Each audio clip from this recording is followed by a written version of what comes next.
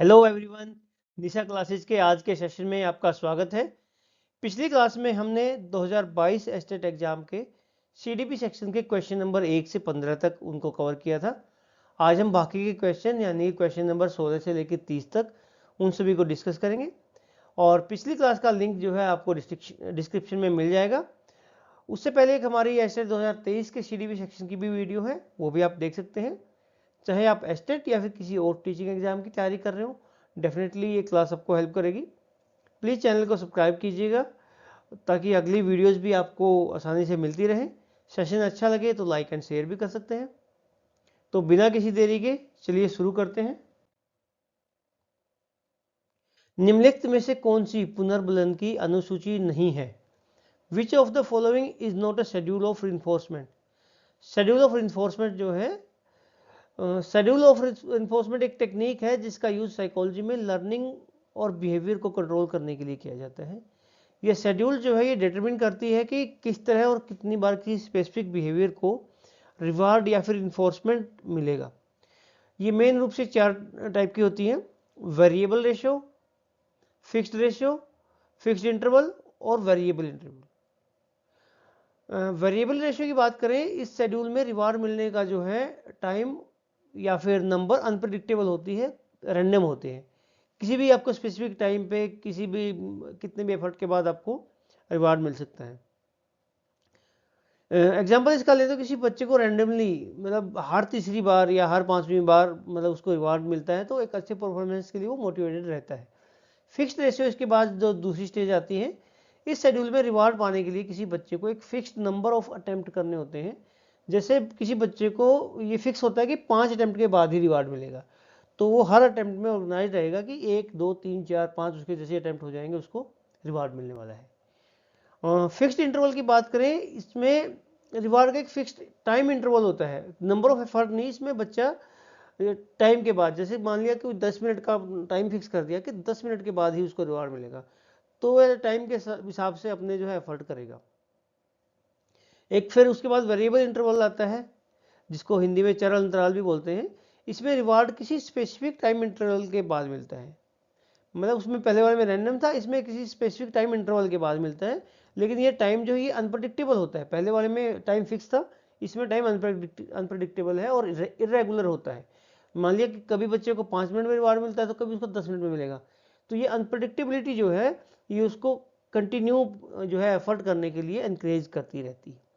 Motivation की बात करें, ये इन्फोर्समेंट का शेड्यूल नहीं है, ये एक साइकोलॉजिकल स्टेट है जो किसी बच्चे को गोल अचीव करने के लिए इंस्पायर करती है। ठीक है, और मोटिवेशन के कारण बच्चे अपने बिहेवियर को बढ़ाने या घटाने का प्रयास करते हैं। इसे इन्फोर्समेंट शेड्यूल की कैटेगरी में डिफाइन नहीं किया जा सकता। तो इसके हिसाब से ऑप्शन नंबर 2 यानी कि motivation will be the right answer. Question number 17 को देखते हैं। Insight theory is given by whom?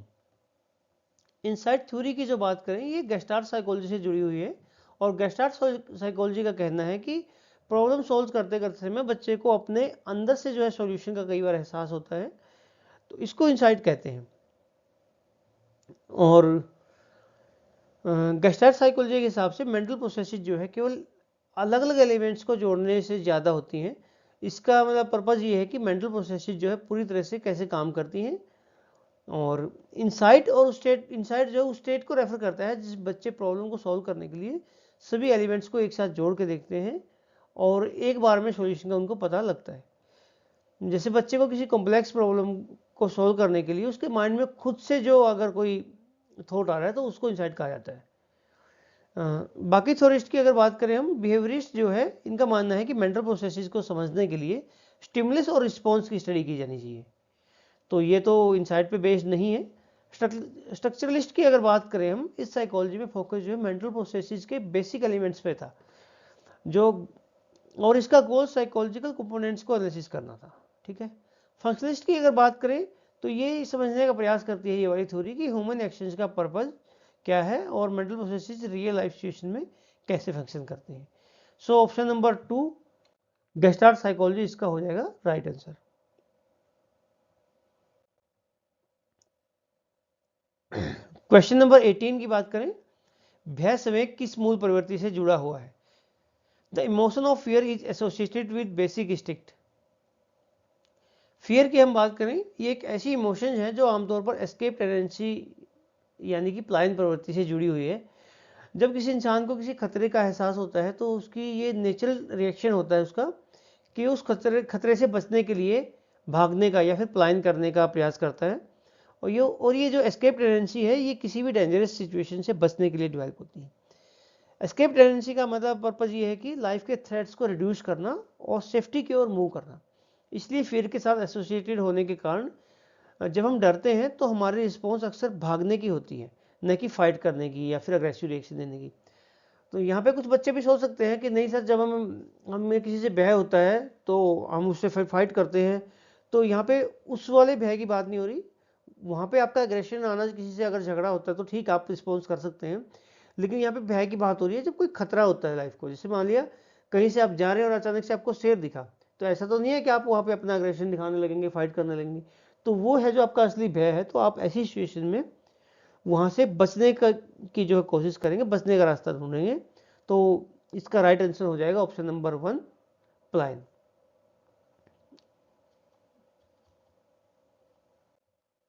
Question number 19, निम्नलिखित में से कौन सा बुद्धि लब्धि गणना का सही सूत्र है? Which of the following is the correct formula to calculate IQ? IQ का फॉर्मूला हम जानते हैं, mental age divided by chronological age into 100। Mental age आप जानते हैं वो है जो बच्चे की किसी स्पेसिफिक मेंटल टास्क को परफॉर्म करने में जब बच्चा एबल होता है तो उसको उसकी मेंटल एज बोला जाता है। क्रोनोलॉजिकल एज ये मतलब क्रोनो वर्ड से आप समझ सकते हैं, इसका मतलब है कि बच्चे की जो एक्चुअल एज, फिजिकल एज, जैसे कहते हैं ना बच्चा 10 साल का है, 12 साल का है, तो वो उसकी फिजिकल एज को बोला जाता है क्रोनोलॉजिकल एज। और आप जानते हैं कि ये जो IQ का ये वाला फॉर्मूला है वो टर्मन ने दिया था।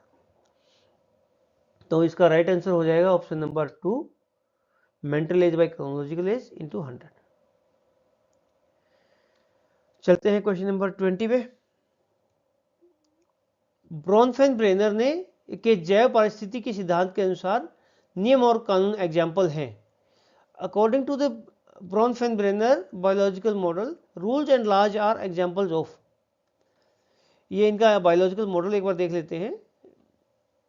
जब इस बायोलॉजिकल मॉडल की बात करते हैं तो हम ये समझते हैं कि बच्चे का डेवलपमेंट उनके आसपास के इन्वायरमेंट और सोसाइटी से जो है इफेक्ट होता है।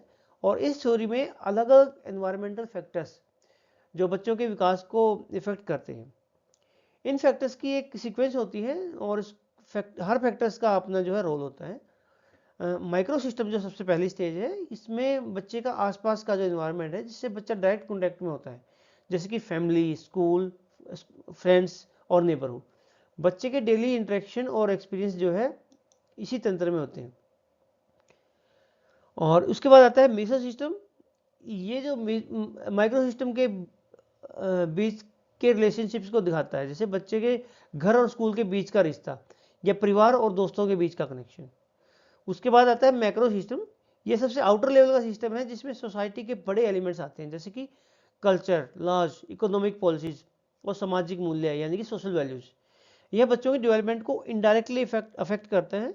एग्जाम्पल, जैसे सोसाइटी के रूल्स और जो लॉज हैं, कानून हैं, वो बच्चों के जीवन पर असर डालते हैं। समय तंत्र यानी कि क्रोनो सिस्टम, यह एक जो सिस्टम है ये टाइम के साथ होने वाले चेंजेस और लाइफ इवेंट्स को रिप्रेजेंट करता है। इसमें बच्चे की लाइफ के सिग्निफिकेंट मोमेंट्स जो हैं और हिस्टोरिकल इवेंट्स शामिल होते हैं और जो उनके डेवलपमेंट को इन्फ्लुएंस करते हैं। सो इस क्वेश्चन का कंक्लूजन ये है कि इस प्रकार के रूल्स और लॉज जो हैं वो मैक्रो सिस्टम का हिस्सा होते हैं, क्योंकि ये समाज के बड़े ढांचे एंड कल्चरल वैल्यूज से जुड़े हुए होते हैं, तो बच्चों के डेवलपमेंट को इनडायरेक्टली इम्पैक्ट करते हैं। तो इस हिसाब से ऑप्शन नंबर 3 मैक्रो सिस्टम इसका हो जाएगा राइट आंसर।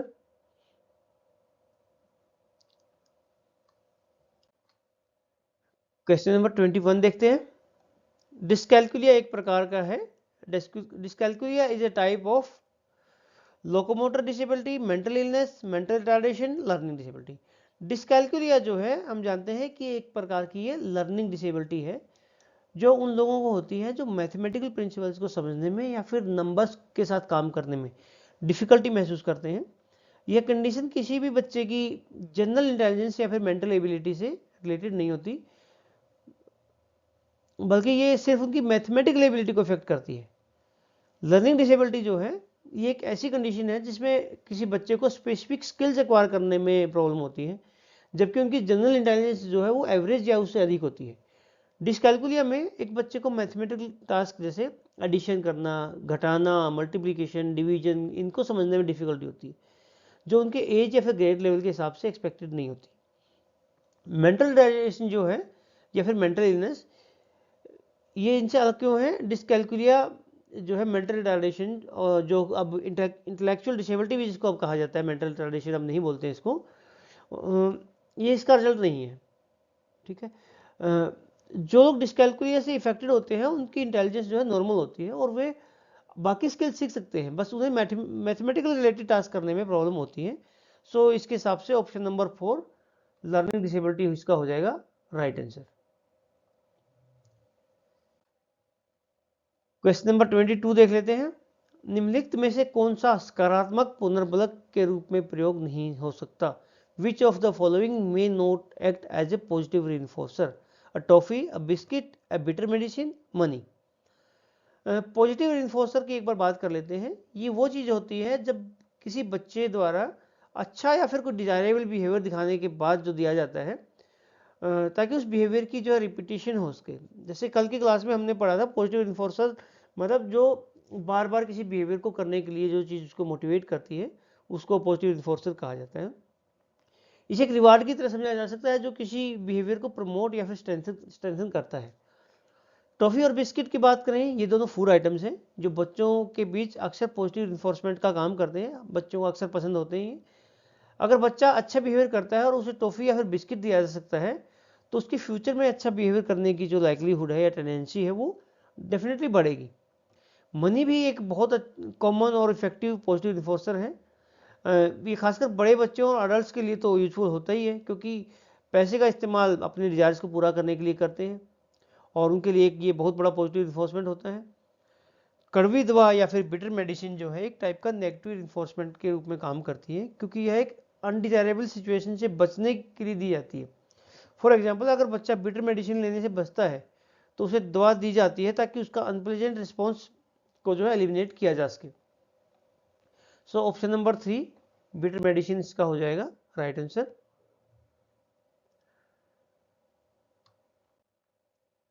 क्वेश्चन नंबर 23, निम्नलिखित में से कौन सा निरीक्षणात्मक अधिगम का तत्व नहीं है? Which of the following is निम्नांकित में से कौन सा निरीक्षणात्मक अधिगम का तत्व है? Which of the following is a component of observation learning? Observational learning जो है इसकी बात कर लेते हैं। ये वो प्रोसेस है जिसमें बच्चा दूसरों के बिहेवियर को देख के और उनको फॉलो करके सीखता है। ये लर्निंग जो है किसी का बिहेवियर देखने और समझने और उसे अपनी ज़िंदगी में लागू करने के माध्यम से होती है। ठीक है, इसे सोशल लर्निंग थ्योरी के तहत भी समझा जा सकता है जो अल्बर्ट बंडूरा ने प्रपोज की थी। ऑब्जर्वेशन लर्निंग के जो है मेन एलिमेंट्स होते हैं वो है अटेंशन। जैसे सबसे पहले बच्चे को यह देखना होता है कि दूसरा बच्चा क्या कर रहा है, यह देखने की इसकी जो एबिलिटी है ये बहुत ज़रूरी है ताकि वह सही तरीके से लर्न कर सके। इसका दूसरा पार्ट आता है रिटेंशन। जो बच्चे किसी देखे हुए बिहेवियर को कितना याद रख पाते हैं, अगर उसे वो याद ही नहीं रहेगा तो वो लाइफ में अप्लाई कैसे कर पाएगा? तो यही कारण है कि रिटेंशन का भी अपना एक महत्व है और ये एक डेफिनेटली एक ये जो है इम्पोर्टेंट एलिमेंट है। रिप्रोडक्शन यानी कि ये बच्चे का वो किसी व्यवहार को बार बार दोहराना ताकि उसे अपनी ज़िंदगी में इम्प्लीमेंट कर सके, तो ये रिप्रोडक्शन पार्ट में आता है। मोटिवेशन जो है, अगर बच्चे को उस बिहेवियर का बेनिफिट देखने को मिलता है तो वो डेफिनेटली मोटिवेट होगा और उसको बार बार रिपीट करेगा। और let's see the options. Intelligence जो है यानी कि बुद्धिमत्ता, यह लर्निंग का हिस्सा नहीं है क्योंकि ये एक अलग मेंटल एबिलिटी है। रिटेंशन जो है ये ऑब्जर्वेशन लर्निंग का इंपॉर्टेंट एलिमेंट है। इसका मतलब है कि जो बिहेवियर देखा गया है वह बच्चे को याद रहना चाहिए और ताकि वह उसको रिपीट कर सके। कंडीशनिंग ये जो है ये एक टाइप की लर्निंग प्रोसेस तो है, लेकिन यह ऑब्जर्वेशन लर्निंग का पार्ट नहीं है। Basically classical and operant conditioning के प्रिंसिपल से जुड़ी हुई है। पर्सनैलिटी जो है ये बच्चे के स्टेबल ट्रेट से जुड़ा हुआ है और ऑब्जर्वेशन लर्निंग का हिस्सा नहीं है। सो ऑप्शन नंबर 2 रिटेंशन इसका हो जाएगा right answer. Question number 24, Sigmund Freud जाने जाते हैं। Sigmund Freud is known for, Sigmund Freud जो हम जानते हैं कि एक फेमस साइको एनालिस्ट थे जिन्होंने साइकोसेक्सुअल डेवलपमेंट की थ्योरी दी थी, और ये थ्योरी खास तौर पे बच्चों के सेक्सुअल डेवलपमेंट से रिलेटेड है। फ्रायड का मानना है कि जो ह्यूमन डेवलपमेंट है वो सेक्सुअल ड्राइव्स और साइकोलॉजिकल कंफ्लिक्ट से इफेक्ट होता है। फ्रायड की थ्योरी डिफरेंट स्टेज में डिवाइड है जो एक बच्चे के फिजिकल एंड मेंटल डेवलपमेंट के साथ जुड़ी हुई है। ओरल स्टेज जो है ये जन्म से 1 से 1.5 साल तक की होती है, जिसमें बच्चा अपनी माउथ एक्टिविटी जैसे चूसना चबाना ये सब करता है, तो इसको ओरल स्टेज बोला जाता है। एनल स्टेज जो आती है ये 1.5 से 3 साल के बीच होती है, जिसमें बच्चा टॉयलेट करने की प्रक्रिया जो होती है उसकी वो सब सीखता है। फैलिक स्टेज जो है ये 3 से 6 साल की एज है, जिसमें बच्चे अपने जेनिटल्स के प्रति अवेयरनेस जो डेवलप करते हैं, और इस दौरान ओडिपस कॉम्प्लेक्स जैसी बातें भी सामने आती हैं।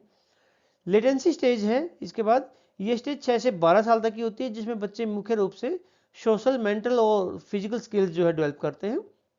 जेनिटल स्टेज जो आती है ये एडोलसेंस में शुरू होती है और अडल्टहुड तक जो है ये डेवलप होती है, जिसमें सेक्सुअल फीलिंग्स और रिलेशनशिप्स की समझ बच्चे डेवलप करने लगते हैं। सो अकॉर्डिंग टू फ्रॉइड ये सभी स्टेजेस जो है फिजिकल एंड मेंटल एक्सपीरियंस से रिलेटेड है, जो बच्चे की पर्सनैलिटी को बिल्ड करती हैं। तो इसका राइट आंसर हो जाएगा साइकोसेक्सुअल डेवलपमेंट थ्योरी।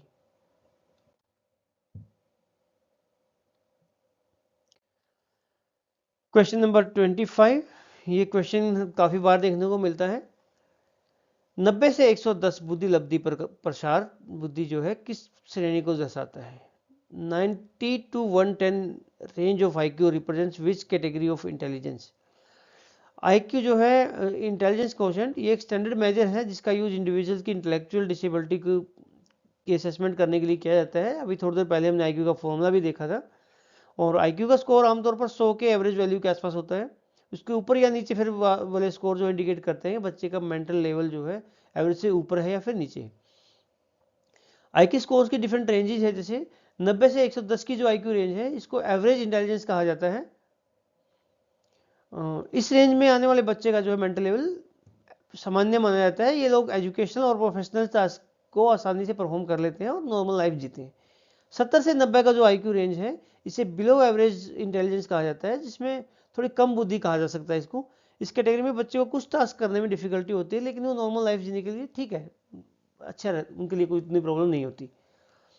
110 से 130 का जो IQ है इसको अबव एवरेज इंटेलिजेंस मानते हैं, और इस रेंज में इंडिविजुअल का जो थिंकिंग एंड अंडरस्टैंडिंग लेवल जो है वो एवरेज से ज़्यादा होता है। नॉर्मल जो जिस ये जैसे कोई बच्चा 20 साल के जैसे बच्चे एवरेज थिंकिंग जो कर रहे हैं फॉर एग्जांपल, तो कोई बच्चा ऐसा है जो है तो 20 साल का, लेकिन उसकी थिंकिंग जो है उसके साथ वाले एज वाले बच्चों से काफ़ी आगे है, जो एक उससे भी जो बड़ा 25 साल 26 साल वाला बच्चा जो ऐसा सोच पाता है। तो ऐसे में फिर ये IQ लेवल उसका बढ़ा हुआ माना जाता है। और 130 और उससे ऊपर का जो IQ है ये वेरी सुपीरियर इंटेलिजेंस को इंडिकेट करता है, और इस कैटेगरी में लोग जो है कॉम्प्लेक्स प्रॉब्लम्स को भी एनालाइज और सॉल्व करने में सक्षम होते हैं। सो इसका राइट आंसर हो जाएगा option number 2, average.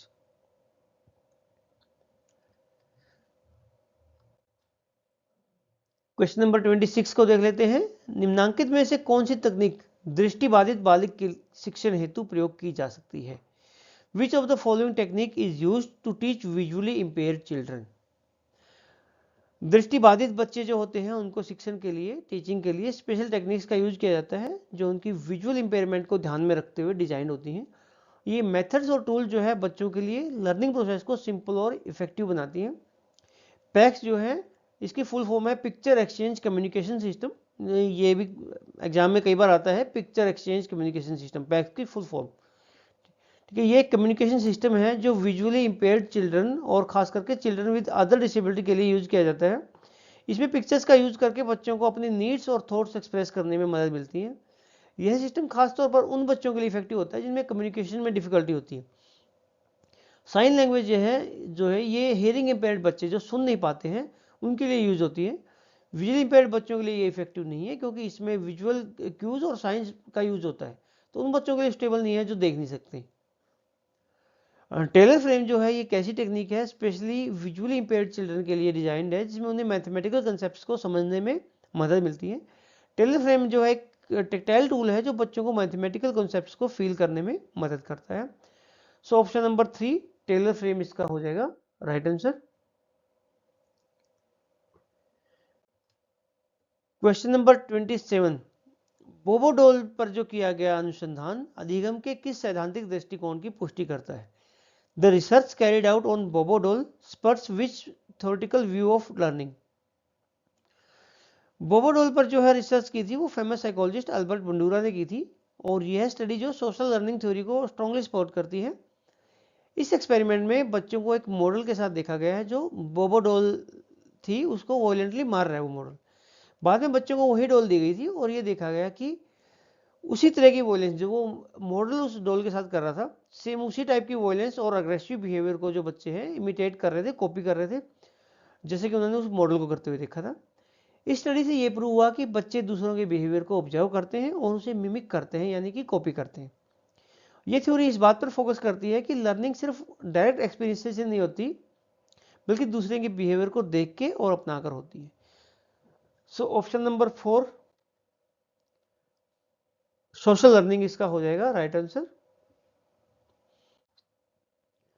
Question number 28, Kohlberg के अनुसार दंड से बचने हेतु नैतिकता का विकास किस स्तर के अंतर्गत आता है? According to Kohlberg the development of morality to avoid punishment comes under which level?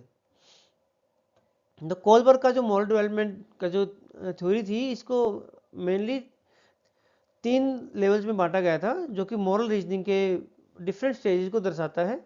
यहाँ बच्चे की जो सोच और नैतिक निर्णय लेने की, मॉरल डिसीजन लेने की जो प्रक्रिया है वो बदलती है। पहला है जो प्री कन्वेंशनल लेवल। इस स्टेज में बच्चों का जो मॉरल डेवलपमेंट जो है पनिशमेंट अवॉइडेंस और रिवॉर्ड सीकिंग पर, मतलब पनिशमेंट से बचा जाए और कुछ रिवार्ड मिल जाए, इन दो चीज़ों पे बेसिकली डिपेंड करता है। जब कोई बच्चा पनिशमेंट से बचने के लिए सही काम करता है या फिर रिवार्ड पाने के लिए गलत काम से बचता है, तो ये प्री कन्वेंशनल लेवल का एक उदाहरण है। इस स्टेज में बच्चे राइट और रॉन्ग को केवल इसी आधार पर देखते हैं कि पर्सनल कॉन्सिक्वेंसेज इससे क्या मिलेंगे, और यानी कि वे सेल्फ इंटरेस्ट और इमीडिएट आउटकम्स के हिसाब से जो डिसीजन लेते हैं, और यह सोचने का जो तरीका है ये ईगो सेंट्रिक होता है। कन्वेंशनल लेवल जो है इस स्टेज में बच्चे मॉरल रीजनिंग को और सोसाइटल जो नॉर्म होते हैं उनके रूल्स के हिसाब से काम करते हैं। वे अपने डिसीजन को इसी बेस पर बनाते हैं कि वे सोसाइटी में किस तरह से एक्सेप्टेड होंगे या रिजेक्टेड होंगे। ये स्टेज जो है अधिकतर सोशल कन्फॉर्मिटी और ओबीडियंस टू अथॉरिटी से जुड़ी हुई होती है, जहाँ बच्चे का उद्देश्य अपनी सोसाइटी के एक्सपेक्टेशंस को पूरा करना and to maintain social harmony वो सब होता है। बच्चे का जो मेन मकसद सोशल अप्रूव प्राप्त करना इसमें होता है। जो good boy and good girl वाली जो चीज़ें आती हैं वो इस स्टेज में है। पोस्ट कन्वेंशनल लेवल जो है इस स्टेज में बच्चे अपने मॉरल डिसीजन को केवल सोशल रूल्स या फिर लॉ के आधार पर नहीं, बल्कि यूनिवर्सल एथिक प्रिंसिपल्स और पर्सनल वैल्यूज के बेस पे लेते हैं।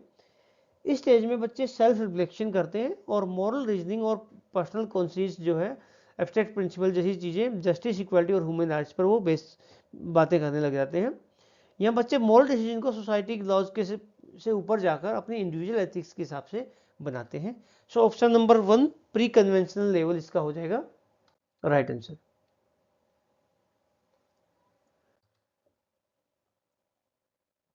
क्वेश्चन नंबर 21, अधिगम अक्षमता शब्द का सर्वप्रथम प्रयोग किसके द्वारा किया था? The term learning disability was first coined by whom?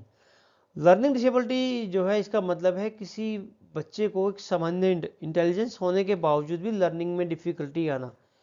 ये एक ऐसी कंडीशन है जिसमें बच्चे को पढ़ने लिखने कैलकुलेशन करने में या अन्य एकेडमिक्स में कोई कठिनाई हो सकती है, लेकिन उनकी मेंटल कैपेबिलिटी जो है वो सामान्य होती है।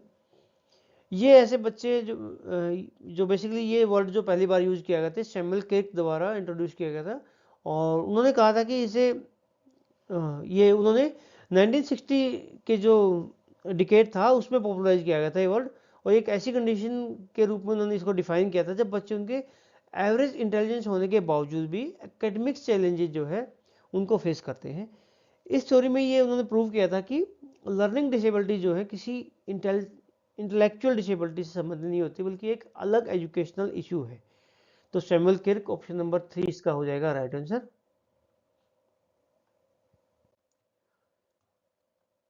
Question number 30, the attraction of boy towards his mother was termed by Freud as एक बालक का उसकी माता के प्रति आकर्षण को फ्रॉइड ने कहा था। फ्रॉइड ने ओडिपस कॉम्प्लेक्स की थ्योरी दी थी, जिसमें उन्होंने बताया था कि एक लड़का अपनी माँ के प्रति इमोशनल अट्रैक्शन महसूस करता है और अपने फादर को जो एक रिवल के रूप में देखता है।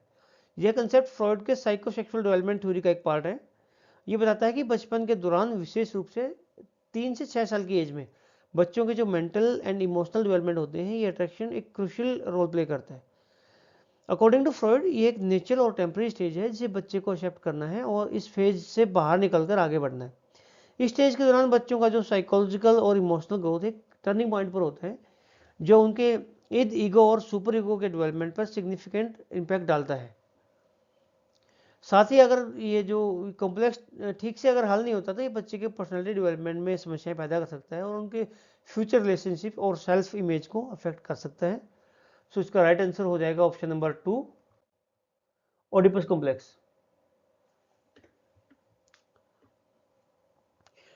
तो ये था आज का सेशन, जिसमें हमने 2022 के एस्टेट पीआरटी के पेपर के लेफ्ट ऑफ सीडीबी सेक्शन को कवर किया। होप आप लोगों को ये अच्छा लगा होगा। किसी प्रकार की क्वेरी या फिर कोई डाउट हो तो आप कमेंट बॉक्स में ड्रॉप कर सकते हैं।